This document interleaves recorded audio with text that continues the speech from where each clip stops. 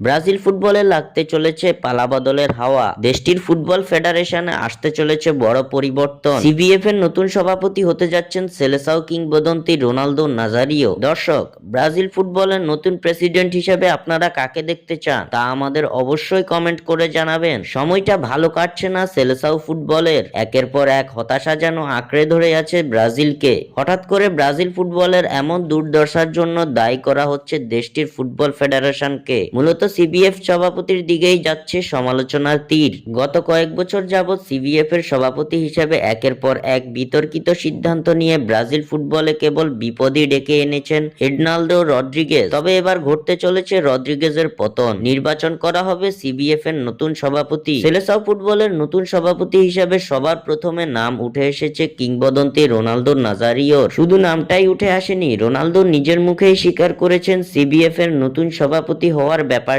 আনুষ্ঠানিকভাবে সিবিএফ এর সভাপতি নির্বাচনের প্রতিদ্বন্দ্বিতার প্রস্তুতির শুরুর কথা জানিয়েছেন সর্বকালের অন্যতম সেরা এই ফুটবলার। 2025 সালের মার্চ থেকে 2026 সালের মার্চের মধ্যে সিবিএফ এর সভাপতি পদে নির্বাচন অনুষ্ঠিত হওয়ার কথা রয়েছে। এর মধ্যে সোমবার নির্বাচনে প্রতিদ্বন্দ্বিতা করার ঘোষণা দিয়ে এখনই নির্বাচনেই উত্তাপ ছড়িয়ে দিয়েছেন রোনালদো।